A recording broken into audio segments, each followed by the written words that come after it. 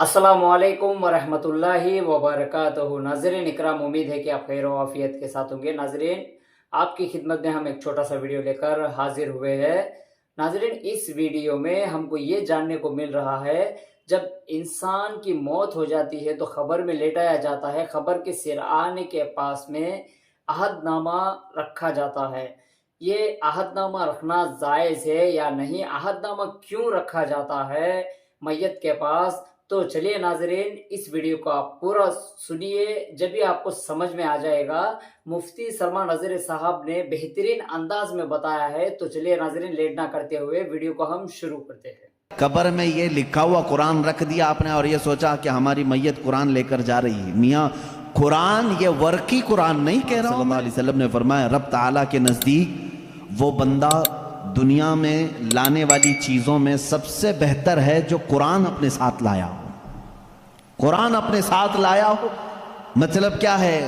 कब्र में ये लिखा हुआ कुरान रख दिया आपने और ये सोचा कि हमारी मैयत कुरान लेकर जा रही है। मियाँ, कुरान ये वर्की कुरान नहीं कह रहा हूं मैं। कुरान वो नफ्से कुरान जो लोहे महफूज में है और तुम्हारे दिलों में उतरा हुआ है, उस कुरान की बात कर रहा हूं। वो कुरान जिसने भी अपने सीने में रखा और अल्लाह की बारगाह में गया, उसकी सिफारिश कुरान की मरदूद नहीं होती।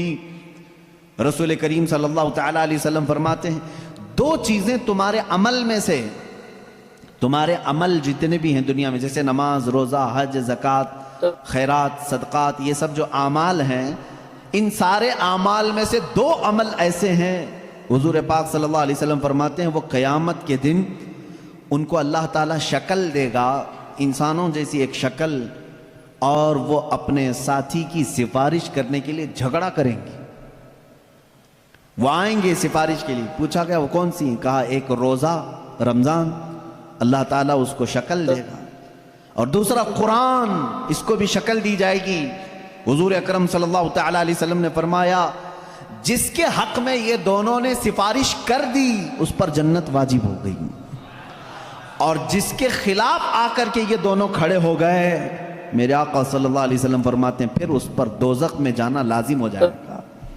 अगर ये दोनों आकर खड़े हो गए किसी के खिलाफ, कुरान और रमज़ान।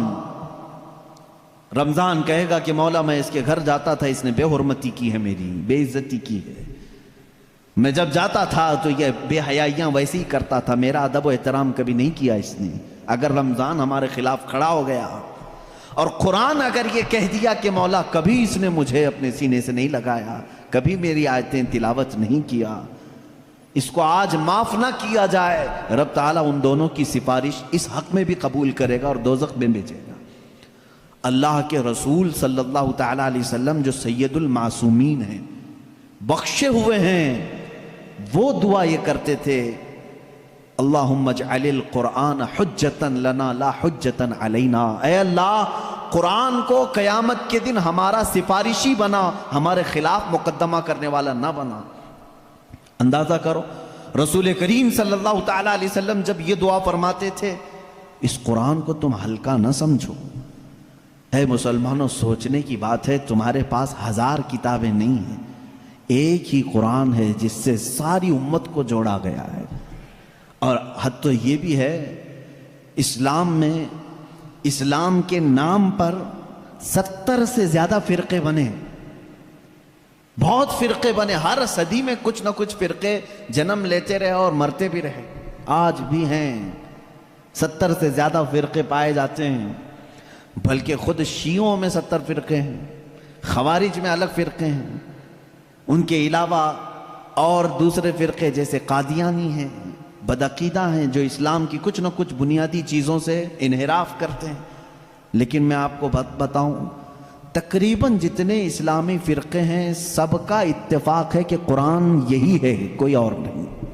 ये 30 पारे जो कुरान के हैं, इस पर सबका इत्तेफाक है।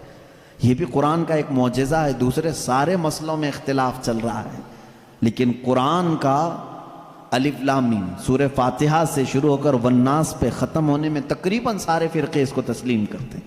शियों का हमारा इख्तिलाफ है, अहले हदीस से इख्तिलाफ है, देवबंदियों से इख्तिलाफ है, राफिजियों से इख्तिलाफ है, कादियानियों से इख्तिलाफ है, لیکن جا کر کے سارے مکاتب فکر میں آپ دیکھیں سب کے ہاں یہی قرآن پڑھا جاتا ہے، یہی قرآن ہے۔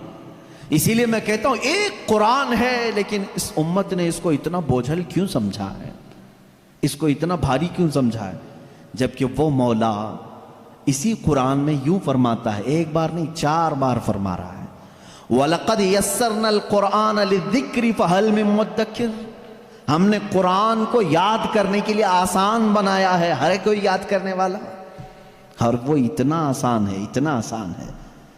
میں نے خود دیکھا ہے کہ وہ بچے جن کو ابھی سوجھ بوجھ بھی نہیں آتی، سمجھ بوجھ بھی نہیں آتی، وہ بھی جب قرآن یاد کرنے لگ جاتے ہیں تو ان کے سینوں میں قرآن اتر جاتا ہے۔ جب میں خود قرآن حفظ کرنے کے لیے نکلا تھا، ہماری عمر 11 سال کی تھی، بہت سارے معاملات سمجھ میں نہیں آتے تھے، لیکن ہم نے تیزی سے یاد کیا، اللہ کا فضل تھا، ہمارے ساتھ کچھ ایسے بھی تھے جن کو 2+2 کیا ہوتا ہے یہ بھی نہیں معلوم تھا، لیکن وہ 30 پارے کے حافظ تھے۔